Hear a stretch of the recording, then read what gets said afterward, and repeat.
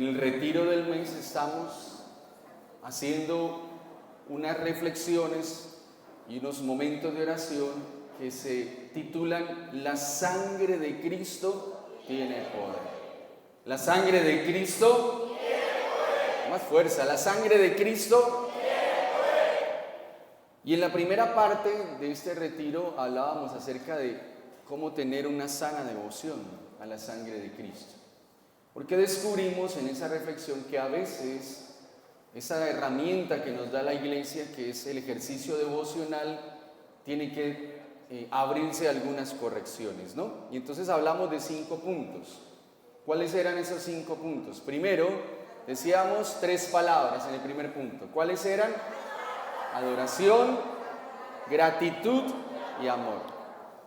Segundo elemento, ¿cuál era? Atención en fe, ¿cierto? Tercero, reconciliación. Cuarto, Eucaristía. Y quinto, imitar a Cristo. Hay un libro que todos deberíamos tener. Hay 3 libros que no pueden faltar en la biblioteca de ningún católico. Primero, la Biblia. Una buena Biblia católica, la versión latinoamericana, la antigua versión de la Jerusalén, es mejor que la nueva. Y además de eso hay que tener el catecismo de la Iglesia Católica, y además de eso hay un libro que les recomiendo, es un libro pequeño, pero es una obra de arte, se llama La imitación de Cristo. Ojalá todos lo tengan, ¿sí? Es un libro económico además. Son 3 libros que en mi criterio no deben faltar en la biblioteca de ningún católico. Entonces ya revisamos, y hoy lo entendemos más, cómo sacar mejor provecho de esta sana devoción a la sangre de Cristo, porque tenemos la certeza que la sangre de Cristo tiene poder. Bien, hoy vamos a hablar más en profundidad, porque es importante que nosotros entendamos la verdadera función que ejerce la sangre de Cristo en nosotros cuando vivimos esta experiencia en una sana devoción. Básicamente hay 2 palabras que son importantes y que no podemos dejar de lado en el ejercicio devocional relacionado con la sangre de Cristo. ¿Cuáles son esas palabras? La primera palabra es redención y la segunda palabra es salvación. Jesús se entrega en la cruz, se ofrece a morir por nosotros, ofrece su santo sacrificio al Padre por cada uno de nosotros, específicamente para redimirnos y salvarnos.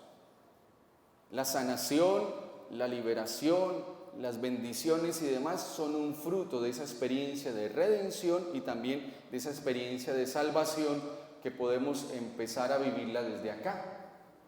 Pero hay una diferencia entre esos 2 términos. A veces nos confundimos redención con salvación. ¿Cuál es la diferencia? Redención básicamente desde el griego significa rescate. Recordemos que una de las raíces idiomáticas de la Biblia es el griego y que el apóstol Pablo, apóstol de los gentiles, en esa discusión sana que tuvieron con el apóstol Pedro, decide irse a predicar a otros lugares, y a uno de los lugares donde él fue a predicar fue a Grecia. Y desde ahí surgen algunas raíces idiomáticas de las Sagradas Escrituras. En lenguaje griego, la palabra redención significa rescate, es decir, que Cristo pagó por nosotros. ¿Y dónde pagó Jesús? En la cruz. En la cruz pagó Jesús. Entonces, redención es la paga de nuestras culpas. Él pagó para que nosotros fuéramos rescatados. ¿De acuerdo? Pero salvación como tal es el fruto obtenido por esa redención. Cristo paga la deuda que todos tenemos a causa de nuestros pecados, y el fruto de ese pago que Jesús hace, que es a precio de sangre, el fruto de ello es nuestra salvación.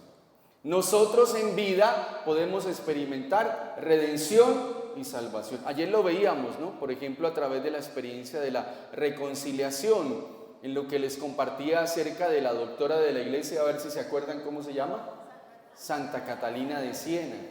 Y entonces les decía cómo cuando nosotros vamos a la confesión, de acuerdo a esa revelación que esta santa doctora de la iglesia recibe, nuestra alma es lavada con la sangre de Cristo. Recibimos entonces ahí redención. Y el fruto de esa redención, de esa deuda que Jesús pagó, es nuestra salvación. Lo que implica que nosotros, como creyentes, si vivimos bien la experiencia de esta devoción a la sangre de Cristo, debemos abrirnos a este elemento importante en el plan de Dios para nosotros, redención y salvación. Vamos a analizarlo con una pequeña analogía. ¿Quiénes aquí tienen deudas económicas? Levante la mano.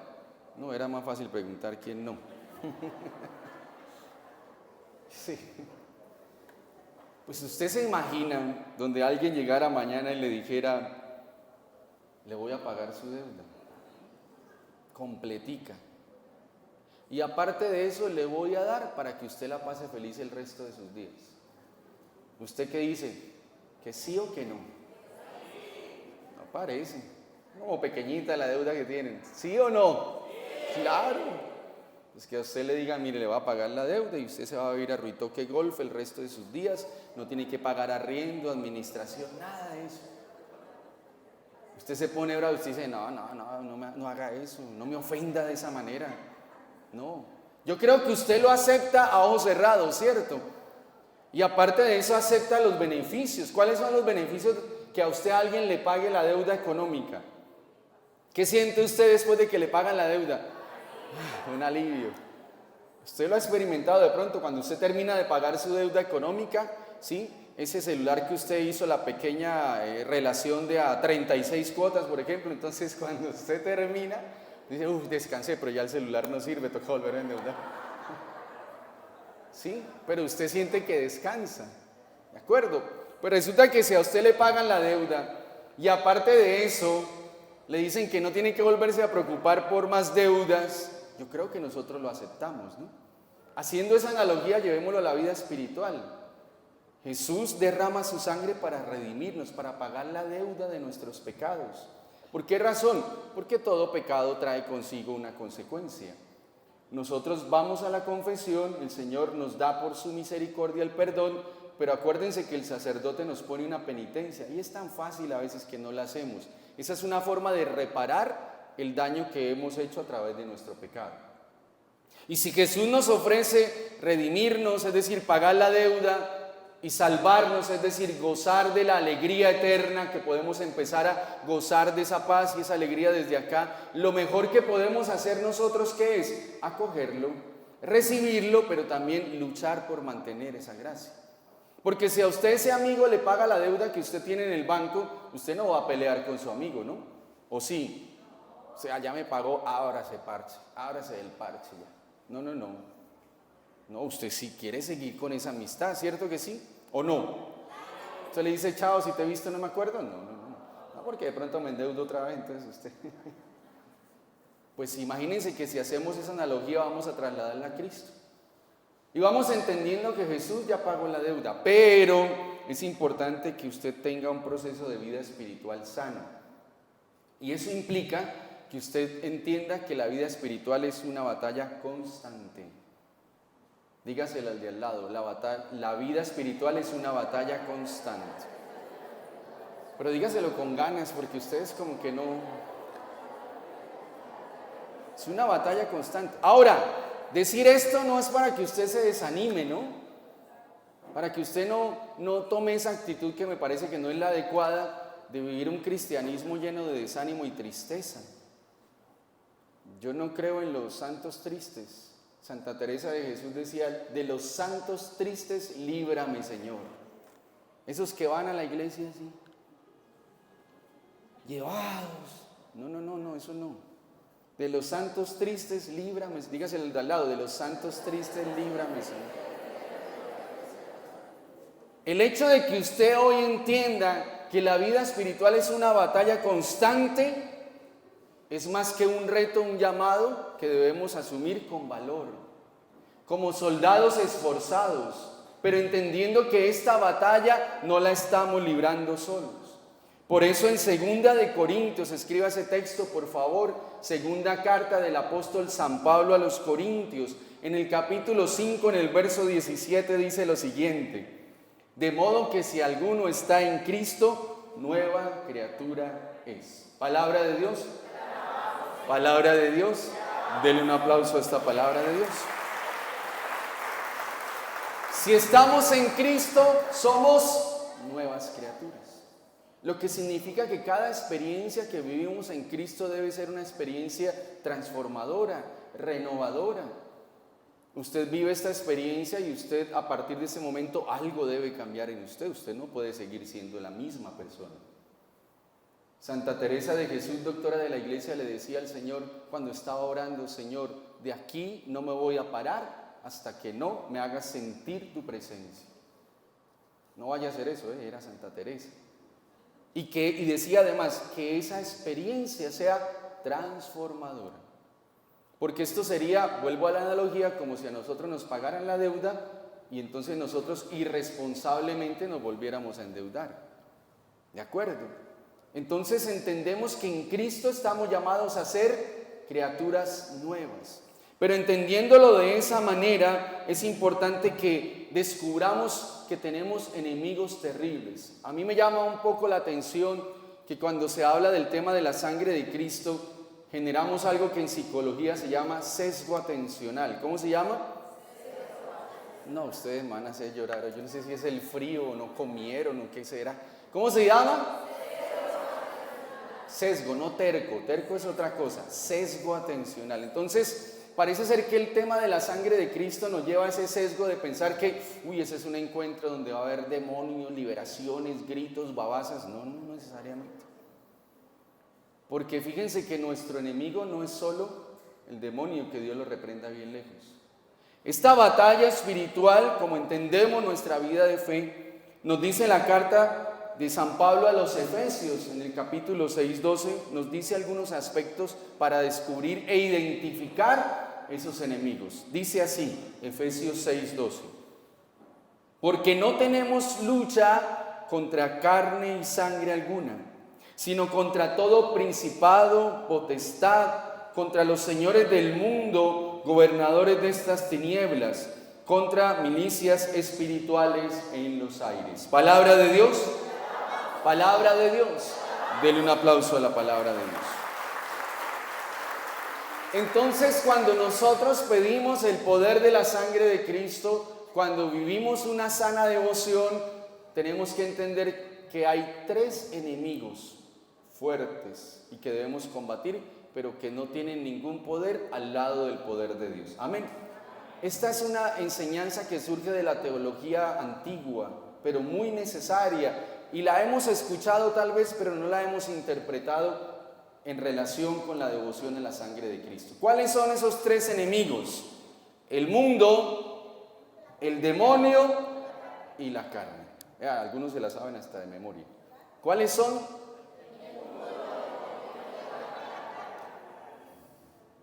Espíritu Santo, ayúdanos, por favor. Voy a preguntar de nuevo, ¿cuáles son esos 3 enemigos? Son 3 enemigos del alma que hay que tenerles mucho cuidado. ¿Por qué es importante que los identifiquemos? Porque los soldados y los atletas exitosos siempre estudian al enemigo para vencerlo. Sí, un partido de fútbol, por ejemplo, un buen técnico reúne a sus jugadores y empiezan a observar videos del equipo que van a enfrentar. ¿Para qué? Para descubrir sus falencias.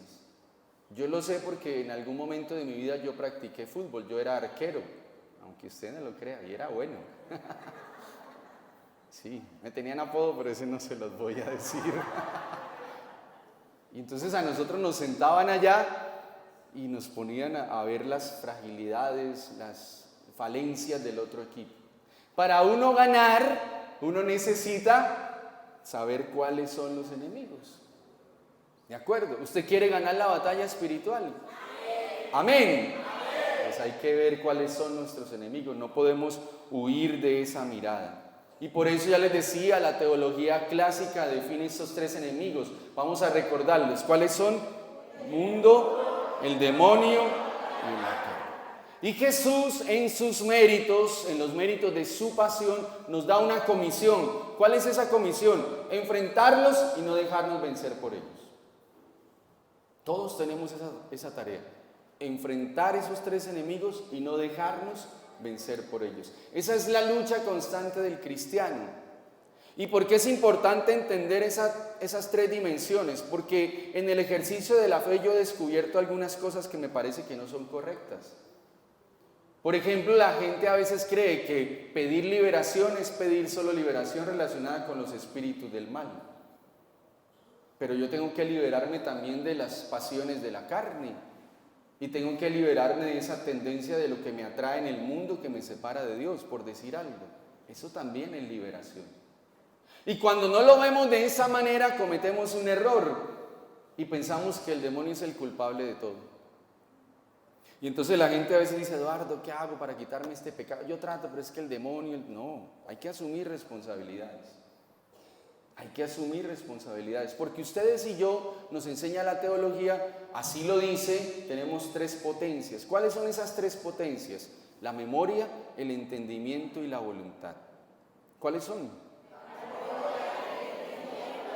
Y en ese descubrimiento de la teología hay algo importante que a muchas personas les cuesta entender en la vida de fe. Dios nos bendice, Dios nos asiste con su gracia, pero Él no toma decisiones por nosotros. Él no toma decisiones por nosotros. Entonces vamos a ver cómo es este tema de los tres enemigos. ¿Cuáles son? Vamos a empezar, le dicen en México, el chamuco, le dicen al demonio, así le dicen, el chamuco. Vamos a empezar por ahí y vamos a ver lo que nos dice las Sagradas Escrituras en Primera de Pedro capítulo 5 verso 8. Sed sobrios y velad, porque vuestro adversario el diablo, como león rugiente, anda alrededor buscando a quien devorar. Palabra de Dios. Dele un aplauso a la palabra de Dios. Tenemos que reconocer algo importante. El demonio está siempre al acecho. No olviden eso. El demonio está al acecho. Yo recuerdo que en mis inicios, alguna vez orando con un sacerdote exorcista y una persona que tenía dones que habían pasado por el discernimiento de la iglesia, tengo que decirlo porque eso es importante, estaban orando por mí. Los que estuvieron en el retiro de regreso a casa saben que más o menos cómo fue mi historia antes de que Dios saliera a mi encuentro. Y entonces estaban orando por mí y la señora, que nunca me había visto, que no me conocía, que no sabía yo quién era y que no sabía nada de mi historia, el Señor empezó a mostrarle algo. Vuelvo y les digo, los que estuvieron en el retiro saben exactamente por qué voy a decir esto. Y el Señor le muestra a esa mujer y le dice: este muchacho estuvo muy cerca de caer totalmente en las garras del demonio. Así, los que estuvieron en el retiro entienden, ¿no? Lo que pasó en el testimonio que yo les conté aquella noche. Esto es para que usted le genere un poco de inquietud y vaya al próximo retiro. Pero es verdad. Y entonces, cuando dice, y el demonio está muy disgustado con él, porque no logró su cometido. Y aparte de eso, Dios lo está usando. Eso no me asustó a mí, eso me alegró. Porque pasé de ser amigo del mal a ser amigo de Dios. Al demonio no debemos tenerle temor, porque Dios es más poderoso. Amén. Jesús le dice a Santa Faustina: no tengan miedo del diablo, es el diablo el que debe tener miedo de ustedes. Dígale al de al lado: no tengan miedo del diablo, es el diablo el que debe tener miedo de ustedes.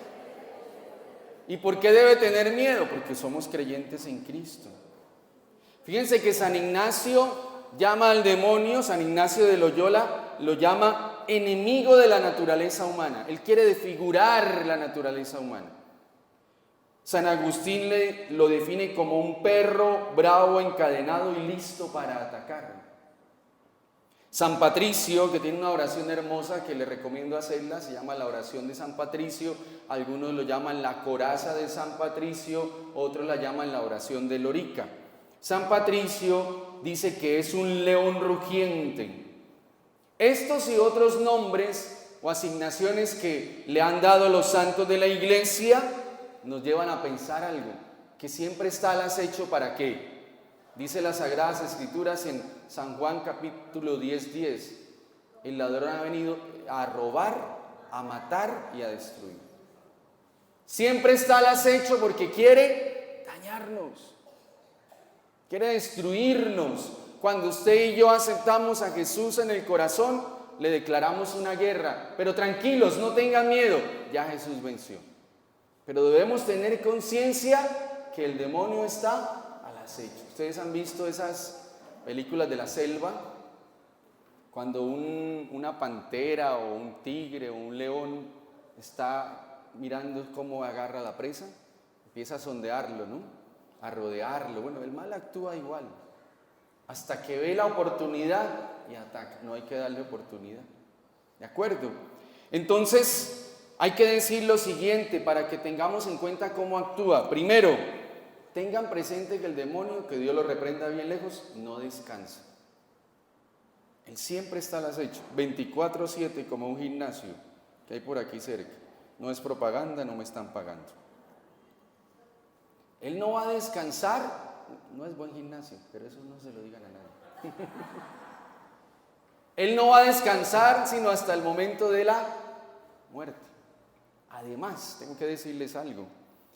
Cuando una persona está en su padecimiento, muchos, y usted tal vez lo ha vivido, empiezan a tener imágenes de cosas que los acusan, los señalan. Yo he visto a mucha gente que en su padecimiento dice: yo veo un hombre negro ahí señalándome, yo veo una pantera negra, se parece a mi suegra, pero no es. ¿Sí? Yo veo a alguien que me acusa, que me señala. Y la persona que padece, ustedes dirán: Eduardo, debo tener una suegra muy mala porque es que a toda hora. No, buenísima. Está en el cielo ya. Y entonces el mal quiere señalarnos, acusarnos, pero él no deja de trabajar. Y una persona en su padecimiento está viviendo lo que se vive en una oración de liberación. Igual, es idéntico. Porque es una lucha entre Dios y el demonio. En el momento del padecimiento o el momento de la muerte, el diablo viene a acusarte. Ese día te vas a acordar de lo que te estoy diciendo. Que ninguno de ustedes, tranquilo, le falta mucho tiempo para eso. Él llega a acusarte, a reclamar lo que él hizo. Y si la persona no ha conocido de Dios y no ha conocido la gracia de Dios, se siente perdida, se siente condenada. Yo he estado en oraciones con personas que en una liberación ha bastado solo acercarme y decirle: Dios te ama, acéptalo, créelo, Dios te ama. Y solo basta con eso para que el demonio se vaya.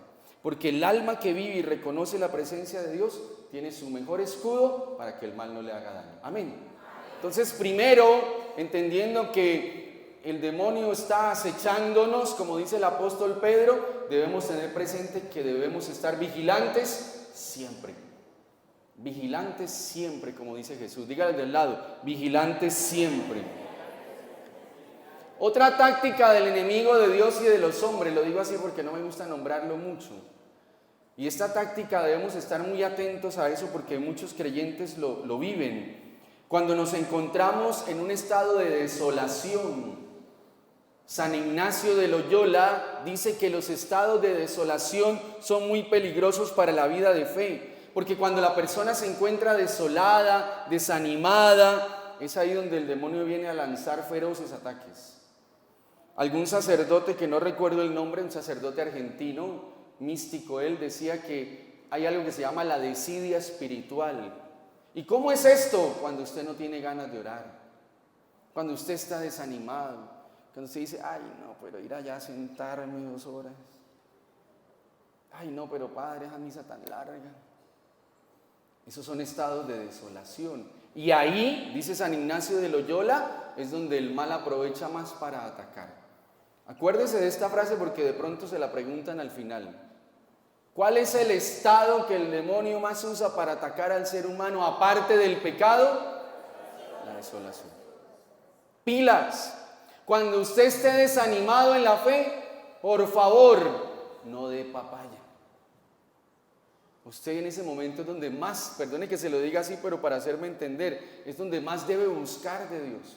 Dígale al de al lado que ya lo entiende, no le dé papaya al mal, dígale. Pilas, ahí es cuando más debemos orar.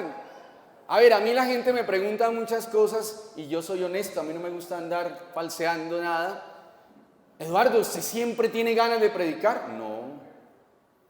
¿Usted siempre tiene ganas de hacer la oración? No. Pero he entendido que cuando eso pasa es cuando Dios más va a actuar en mí, porque no le estoy dando la posibilidad al mal de que venga a hacerme daño.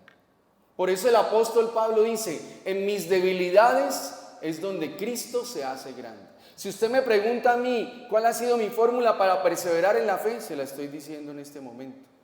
Tener siempre presente que cuando no tengo ganas de orar es cuando más debo orar. Que cuando más estoy desanimado es cuando más debo orar. No voy a permitir que en mis estados de desolación el demonio venga a hacerme daño. Porque en esos estados muchas veces la fe desciende, perdemos la fe, el amor a Dios, nos ponemos perezosos en el ámbito de la fe. Amén. Bien, y tercera forma como Él actúa. Ustedes vieron la película de Superman. Y ahora van a decir que no sabe quién es Superman. Epa, Colombia sí saben quién es, ¿no? Es así. Levante la mano los que saben, los que alguna vez vieron una película de Superman. Todos, creo yo, ¿no? A mí me gustan. Bien, ¿se acuerdan cuál era la debilidad de Superman? ¿Cuál? Que llegaba este personaje que se llamaba Lex Luthor, ¿no? Y entonces Superman es todo fuerte, poderoso, acuerpado, y entonces le ponían la kriptonita y Superman quedaba débil. A ver, usemos esa analogía para que entendamos lo siguiente. El demonio sabe cuál es su kriptonita. Él lo sabe. El demonio sabe cuál es su kriptonita. Es decir, cuál es o qué es su punto más débil. Él lo sabe y va a tratar de aprovecharlo. A ver, alguien me preguntaba, Eduardo, ¿por qué yo he ido a lugares que no son de Dios y entonces esa persona me dice cosas de mi vida pasada? ¿Por qué? Porque son instrumentos del demonio y porque el demonio sabe de nuestros malos pasos. El Espíritu de Dios nunca va a revelar un pecado, ¿sí? Jamás. La única forma en que eso pase es en confesión y porque el sacerdote tiene esa gracia para ayudar en la confesión. Ejemplo, Santo Padre Pío. Pero si alguien en nombre de Dios se le acerca a usted y le dice, yo le estoy viendo que usted cometió este pecado, corra, váyase de ahí. Porque esa persona no está hablando en nombre de Dios. Dios, acuérdense, Dios no señala ni juzga, Dios levanta. Pero miren en la analogía, volvamos. El demonio sabe cuál es su kriptonita. Pilas, porque él conoce su debilidad. Y él tiene un propósito, y el propósito que tiene es robarnos la paz, robarnos la alegría, robarnos la felicidad, matarnos la paz, matarnos la alegría, destruir lo que Dios ha hecho en nosotros, no porque Dios no tenga el poder de sostenernos, sino porque nosotros muchas veces le damos la posibilidad. Tiene algunas manifestaciones, eso lo hablé en el retiro del mes pasado. Él engaña porque es mentiroso. Él es el padre de toda mentira, así le dice Jesús al demonio, es el padre de toda mentira. Por eso evitemos las mentiras. Jesús es verdad, el demonio es, y por cada mentira, se los he dicho para que ustedes duerman tranquilos, por cada mentira son 10 años de purgatorio, de acuerdo a lo que dice Santa Brígida. Háganse en cuenta, señores. Entonces, es el padre de la mentira, y como es el padre de la mentira, él quiere siempre ¿qué? Engañarnos. Quiere engañarnos. Y en ese engaño utiliza instrumentos, así como hay instrumentos de Dios, también hay instrumentos del mal. Evite, por favor, óigame esto, evite los adivinos, los brujos, los astrólogos, los horóscopos, las hechicerías, evite eso. Deuteronomio 18:10.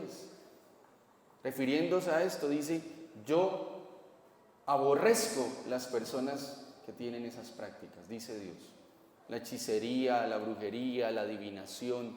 Nosotros como creyentes no tenemos que buscar nada de eso, porque el mal se aprovecha de eso. Por eso dice Efesios capítulo 5, verso 11, y no se comuniquen,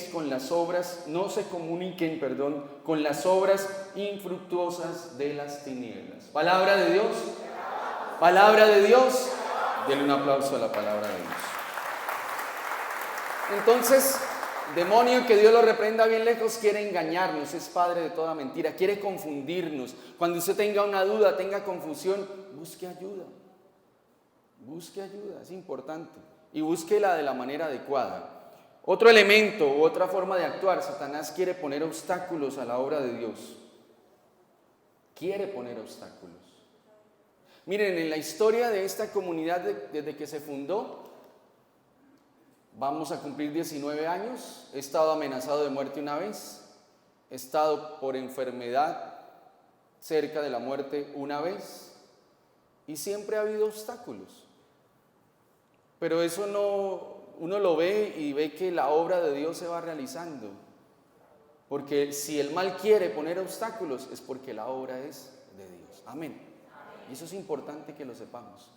Si el mal le pone obstáculos hacia sus buenos objetivos, es porque esa decisión es de parte de Dios. Dígale al de al lado eso.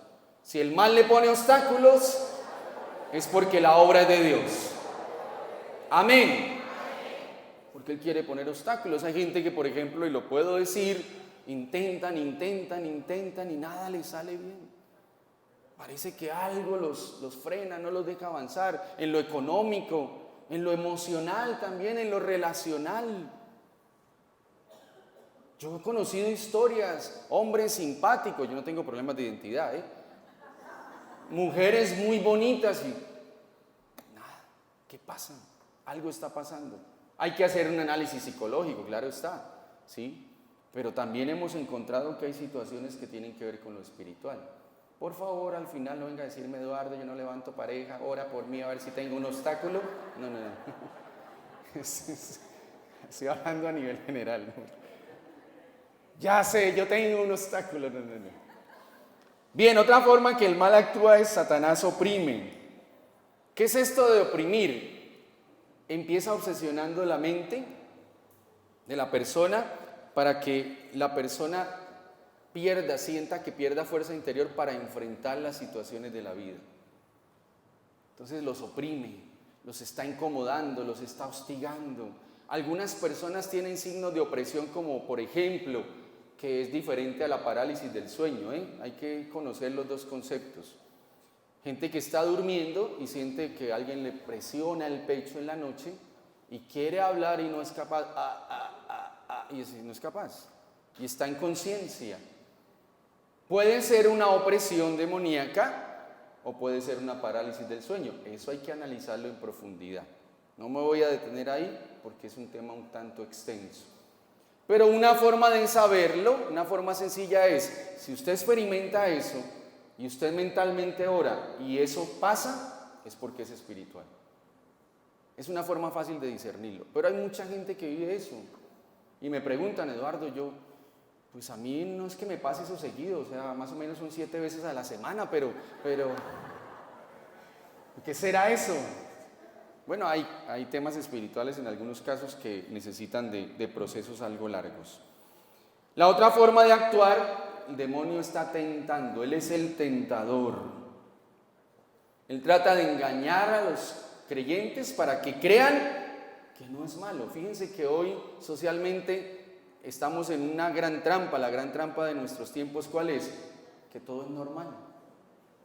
Todo es normal, estamos en una normalización. Entonces uno escucha a una persona que está consumiendo licor o algún tipo de sustancias psicoactivas y dicen, normal. ¿Pero por qué normal? Normal. ¿Pero para usted por qué es normal? ¿Por qué es normal? Y eso es lo que dicen. Y están atrapados en una situación de esas, pero sin embargo no logran salir de ahí, porque el demonio los ha tentado de tal manera que los ha engañado para creer que eso es normal. Bien, Ustedes y yo sabemos que la cruz es el lugar donde Cristo derramó su sangre. Y es allí donde el Señor se manifiesta para deshacer todas las obras del mal. En Primera de Juan, en el capítulo 3, en el verso 8 dice: para esto se manifestó el Hijo de Dios, para deshacer las obras del diablo. Palabra de Dios. Palabra de Dios. Den un aplauso a la palabra de Dios. Bien, entonces el primer enemigo es, lo acabamos de decir, son 3 enemigos. ¿Cuáles son los 3 enemigos? El mundo, el demonio y la carne. Hablamos del primero, ¿cuál es? El demonio. Segundo, vamos a hablar de la carne, que está cara, ¿cierto? La carne desde una visión espiritual. A ver, entendamos un principio teológico. El demonio nos ataca desde afuera. Enemigo que nos ataca desde afuera. ¿Listos? Porque él no conoce nuestros pensamientos, ni puede forzar nuestra voluntad. Que eso quede bien claro. Él nos ataca desde afuera. Pero el enemigo de la carne, oigan esto, nos ataca desde dentro. ¿Por qué pasa eso? Es el resultado del pecado original. Esa puede ser otra pregunta que le pueden hacer. El demonio ataca desde afuera y el enemigo de la carne, de la concupiscencia de la carne, ataca desde adentro. ¿Quién acuñó ese término? Santo Tomás. Santo Tomás habla de la concupiscencia de la carne. El apóstol Pablo en una expresión nos hace descubrir que siempre hay una lucha interna, una batalla interna que libramos dentro de nosotros entre la carne y el espíritu. Él dice lo siguiente en la carta a los Gálatas, en el capítulo 5, en el verso 17: la carne tiene tendencias contrarias a las del espíritu, y el espíritu tendencias contrarias a las de la carne. Palabra de Dios. Palabra de Dios. Denle un aplauso a la palabra de Dios. Vamos a hacer una aclaración. Las pasiones no son malas. Hay pasiones superiores y hay pasiones inferiores. Se diferencian porque hay pasiones que nos impulsan al reconocimiento de Dios y hay pasiones que nos alejan de ese reconocimiento. Así, por ejemplo, usted puede ser apasionado para la música y eso no es malo. Y si usted en ese don y talento de la música decide alabar a Dios, esa pasión es buena. Dice un obispo español: nosotros debemos dirigir nuestras pasiones siempre a la gloria de Dios. Siempre a la gloria de Dios. Pero entendamos lo que nos está expresando el apóstol Pablo en Gálatas. Hay una lucha interior. En la carne hay tendencias contrarias al Espíritu de Dios. Y en el Espíritu hay tendencias contrarias a la carne. Ahora, el apóstol nos lo aclara de una manera más profunda o más específica, mejor. En la carta a los Romanos, en el capítulo 8, en el verso 5, dice así. Oigan esto. Los que son según la carne, sienten cosas carnales. Los que son, según el Espíritu, sienten cosas espirituales. Palabra de Dios. Dele un fuerte aplauso a esta palabra de Dios. Por eso debemos reflexionar: ¿yo por qué en la oración no logro abrirme? ¿Yo por qué no disfruto de la oración? Con mucho cariño y respeto se lo digo, es posible que usted sea más carnal que espiritual. Porque de pronto usted está construyendo su vida solo para darle alegría a tu vida, Macarena, dice una canción, para darle gozo a lo carnal, para satisfacer sus sentidos nada más. Sí, hay una canción que dice eso, ¿no? Dale a tu cuerpo alegría, Macarena. Bueno, esa es una persona carnal. Y hay una contraposición. Entonces, los que son de la carne sienten las cosas carnales. Los que son del Espíritu sienten las cosas espirituales. Ustedes, creo que todos sienten las cosas espirituales.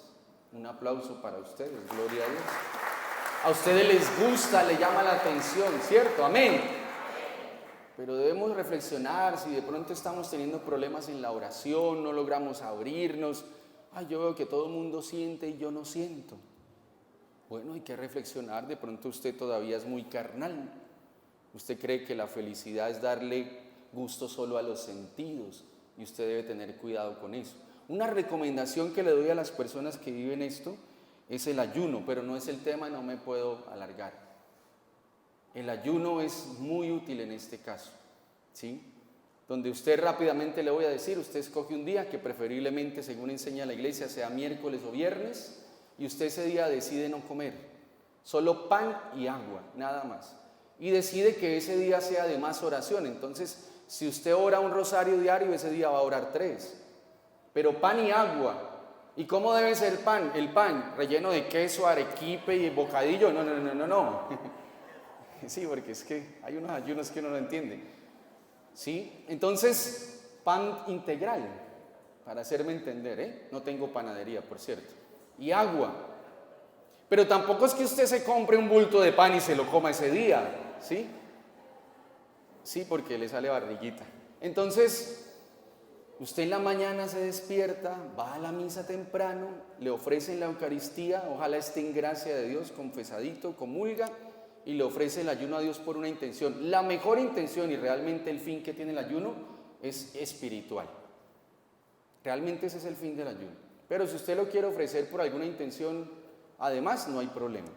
Entonces usted la ofrece y usted se toma un poquito de agua y un pedacito de pan. Por allá a mitad de mañana lo mismo, al mediodía igual hasta las 6 de la tarde. Y durante ese día usted tiene que hacer más oración de la que regularmente hace. Porque si usted ofrece pan y agua y no hace oración, eso no es ayuno, eso es dieta. Y eso espiritualmente no sirve. Puede ser que físicamente le ayude, pero espiritualmente no. El mismo Jesús dice, hay espíritus que solo se van con oración y ayuno. Dígale al de al lado, con oración y ayuno.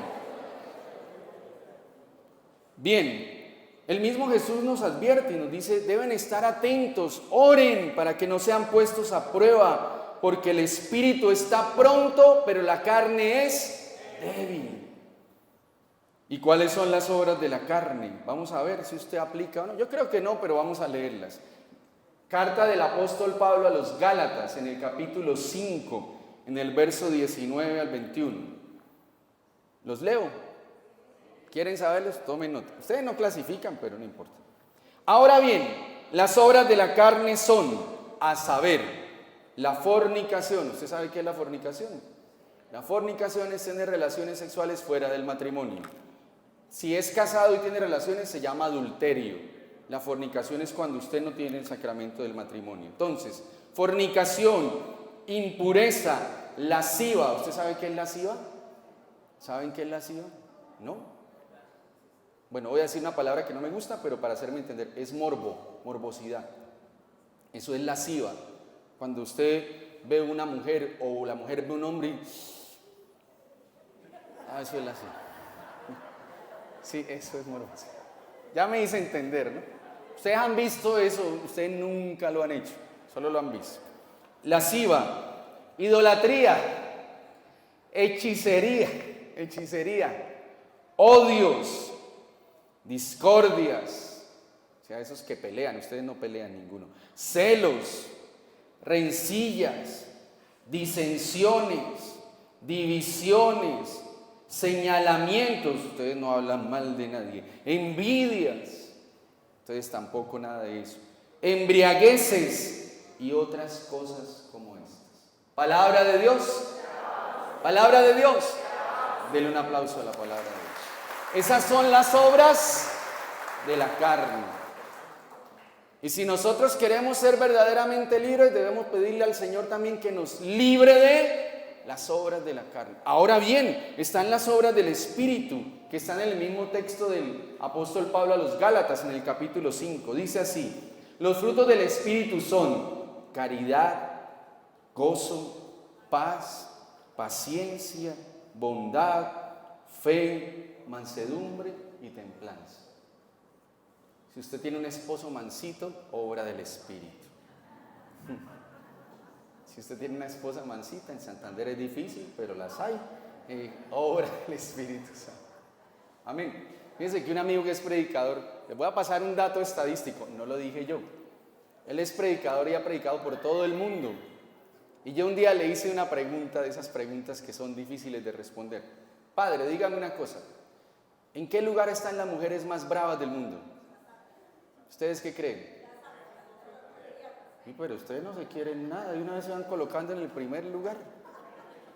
No, hay peores. ¿Cuáles son? Primer lugar, las españolas. Dios mío, que no vaya a llegar este video a España si no me... Decía, el primer lugar, las españolas. Segundo lugar, las argentinas. Apunten los solteros, España no, descartado, Argentina descartado. Y tercer lugar, las santandereanas. Un aplauso para las santandereanas. Pero no podemos generalizar, ¿eh? No podemos generalizar. Por ahí se pelean el tercer lugar con las paraguayas, más o menos. Más o menos. Bien. Entonces, uno de los frutos del Espíritu es la mansedumbre, la bondad, la afabilidad, la fe y la templanza. ¿De qué lado debemos ponernos nosotros? Pues la respuesta es obvia, ¿no? ¿Qué debemos cultivar más en nosotros? Pues la respuesta es obvia. Pero yo les voy a hacer una rifa para darles un regalo. Piensa un número de 1 a 7 rápidamente. ¿Ya? ¿Listos todos? Levanten la mano los que están listos. ¿Ya? Hay unos que no. Voy a preguntar. ¿Listo? ¿Ya escogió el número? Les voy a dar un regalo. Vamos a ver si gana. Para resumir las obras de la carne, hay algo que se llama los pecados capitales. Y son 7. Vamos a ver qué número le tocó a usted. No lo vaya a revelar, por favor. A veces el Espíritu Santo coincide. Número 1, gula. Hay alguien que, uy, casi. Número 2, avaricia. Número 3, pereza. Número 4, lujuria. Número 5, la ira. Número 6, la envidia. Y número 7, el orgullo. Usted sabrá cuál le tocó. No me lo vaya a decir, Eduardo, no entiendo, me tocó el número 5 y yo soy un alma de Dios, explíqueme eso. No. La tarea es la siguiente. Ore para que ese pecado se vaya desvaneciendo en la vida de todos. Eso fue lo que se ganó esta noche. Lo felicito por ese premio. Acuérdese cuál le tocó. Entonces, a partir de hoy en su oración, vamos a luchar para que no reinen las obras de la carne y por eso vamos a orar para que sean vencidas con la sangre de Cristo. Amén. Amén. Bien, guerreros de Cristo. Y tercero, ya dijimos el demonio, la carne y ya cerrando, el mundo. Esto es bien interesante para nuestra vida de fe, porque en días pasados alguien me decía, me daba una expresión que siempre pasa, y es que la gente se burla de uno porque uno está acogiendo a Dios. Y una persona llega de un retiro espiritual o de una experiencia y quiere y se le nota la alegría, la paz, el gozo. Entonces los otros empiezan a criticarlo, ¿no?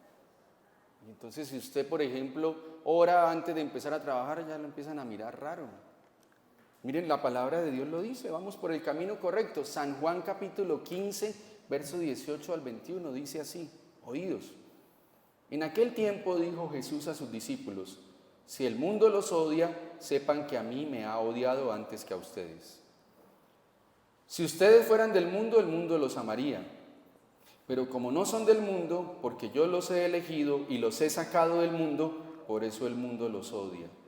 Acuérdense de la palabra que les he dicho, el siervo no es más que su Señor. Si a mí me han perseguido, también los perseguirán a ustedes. Si ustedes guardan mi palabra, también ustedes serán guardados. Pero todo esto lo harán por causa de mi nombre, porque no conocen al que me ha enviado. Palabra de Dios. Denle un aplauso a la palabra de Dios. Que se burlen, no importa, vas por el camino correcto. Mira, cuando yo decidí servirle a Dios, o bueno, yo no lo decidí, Él manifestó su gracia para que yo tomara esa decisión.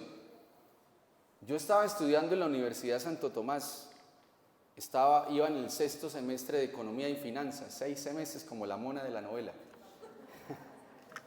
Y claro, Dios me atrapa en unas vacaciones y yo llegué, era transformado, empezaba mi camino de transformación.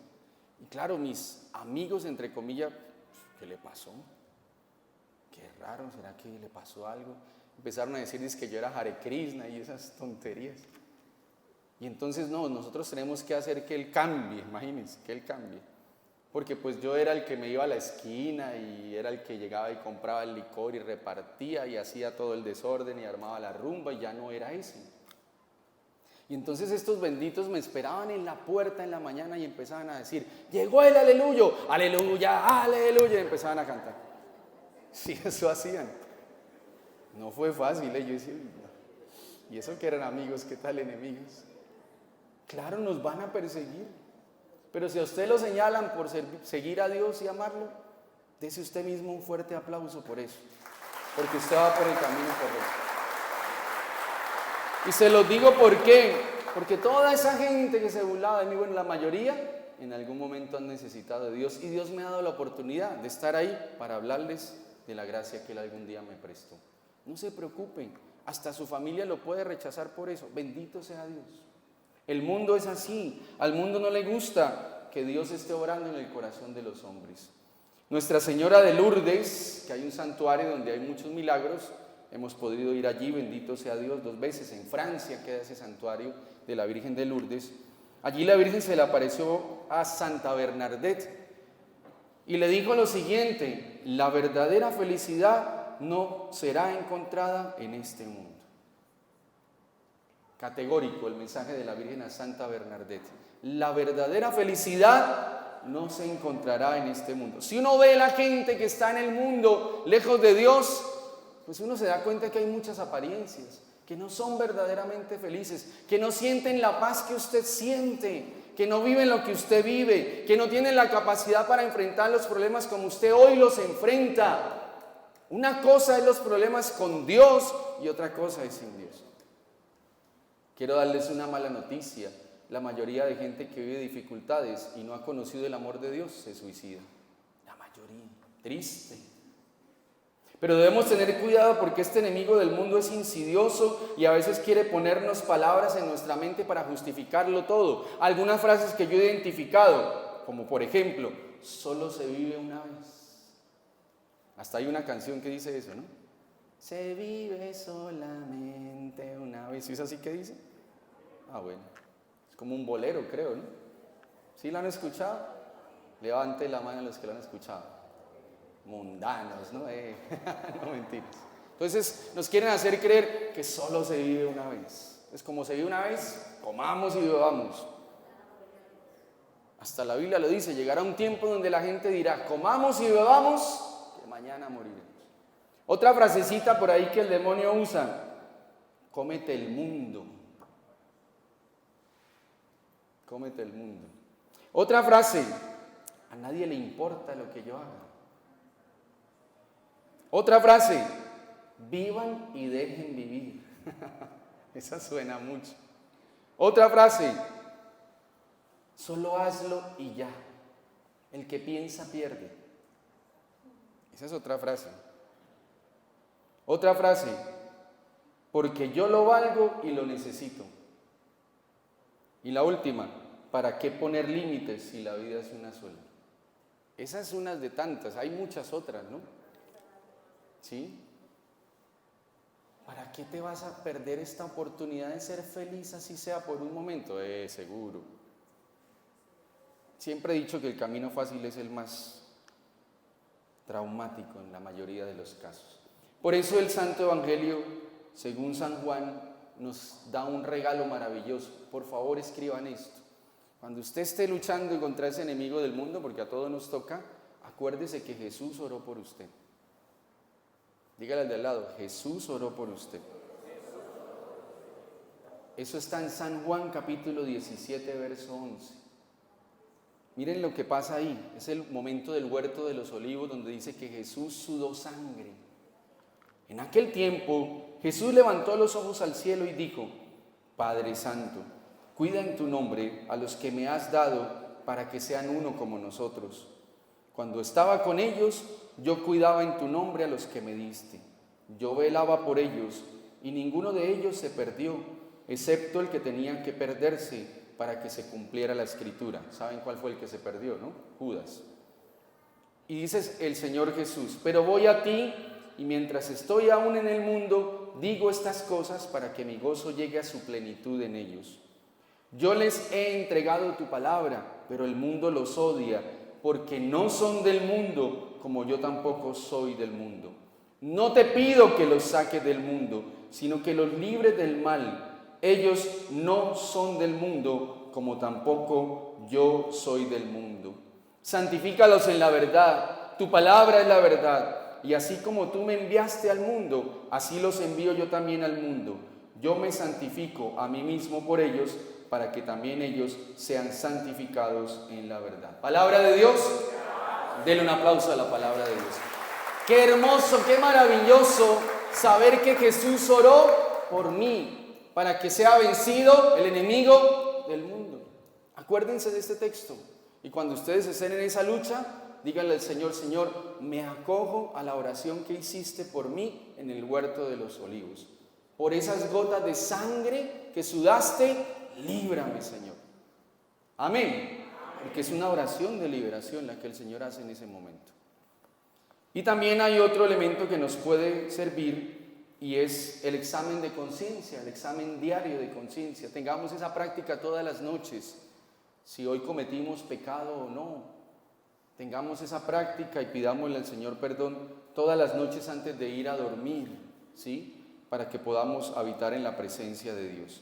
Frente al enemigo del mundo hay decisiones que tomar, y la Sagrada Escritura nos ilumina en esta relación. Segunda de Corintios 6:14. Miren la decisión que debemos tomar. Liberarse también significa tomar decisiones. Miren lo que dice, lo dice la palabra de Dios. Y si la palabra de Dios lo dice, si la palabra de Dios lo dice, oigan esto: no se junten con las personas que rechazan la fe. ¿Qué dice? Y si la palabra de Dios lo dice, está claro, ahí no hay que ser teólogo para entenderlo. No se junten con las personas que rechazan la fe, porque es cosa absurda. ¿Acaso se pueden unir la justicia y la maldad? ¿Acaso pueden convivir la luz y las tinieblas? ¿Podría haber armonía entre Cristo y Satanás? ¿Qué unión puede haber entre el que cree y el que ya no cree? ¿Qué tiene que ver el templo de Dios con los ídolos? Nosotros somos el templo del Dios vivo, y Dios lo dijo: habitaré y viviré en medio de ellos. Yo seré su Dios y ellos serán mi pueblo. Palabra de Dios. Denle un aplauso a la palabra de Dios. La palabra de Dios es clara. Nosotros no podemos seguir con las personas que nos apartan de la experiencia de Dios. No puede ser. Hay una experiencia que a mí me impactó alguna vez. Estaba yo en otra ciudad dictando un retiro, y una persona se me acercó, me contó su realidad en su vida de pareja.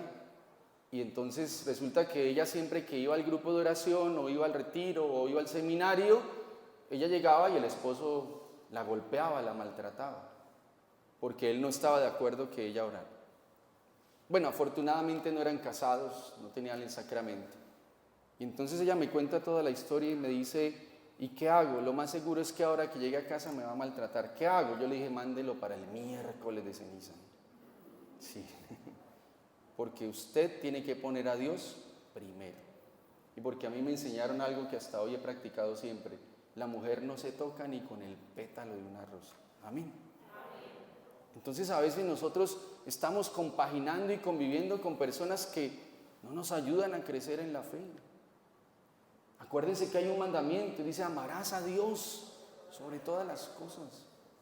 Dios es primero que todo. Y yo lo viví en carne propia. Yo tuve que alejarme de todas esas falsas amistades para poder superar muchas cosas. Si no lo hubiera hecho, no lo hubiera logrado.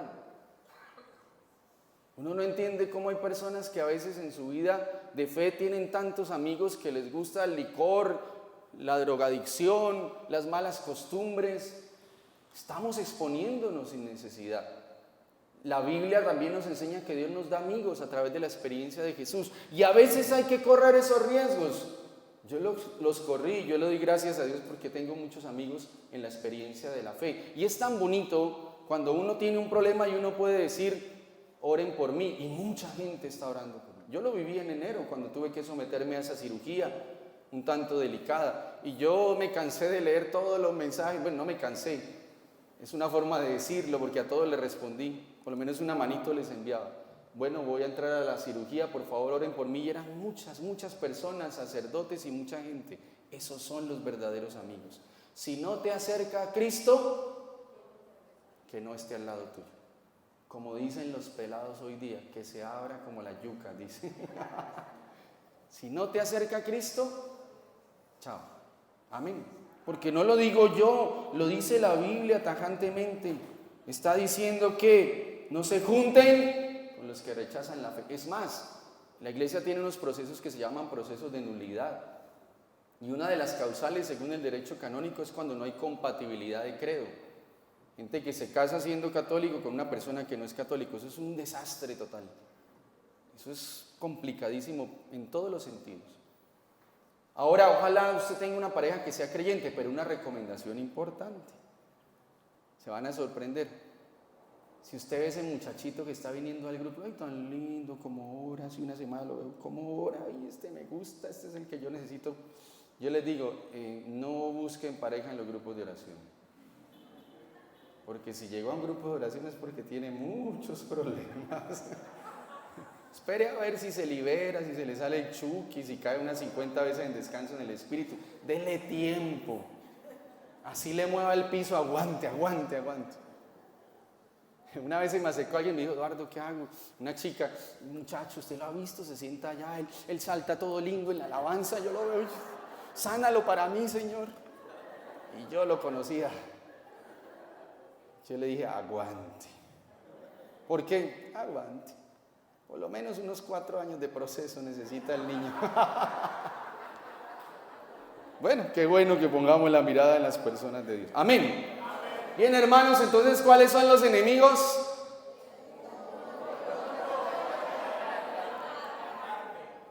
Y entonces, cuando oramos y pedimos la sangre de Cristo, ¿solo debemos pedir ser liberados del demonio? No. También debemos pedir ser liberados del enemigo del mundo y del enemigo de la carne. Apocalipsis 12:11 dice: y ellos han vencido por la sangre del Cordero y por la palabra de su testimonio, y han amado sus vidas hasta la muerte. Palabra de Dios, palabra de Dios. Denle un aplauso a la palabra de Dios. Vencemos, como dice Apocalipsis, por la sangre de Cristo, y en la sangre de Cristo somos más que vencedores. Amén. Que esta reflexión nos ayude a tomar conciencia que el ejercicio de la oración de liberación no es solo un ejercicio relacionado con los espíritus del mal, que también hay una lucha interior que es la lucha de la carne, y que también hay una lucha que nos quiere engañar y nos quiere alejar de Dios, que es el mundo. Con Dios todo, con el mundo y con la carne nada. Amén. Gloria al Padre, al Hijo y al Espíritu Santo.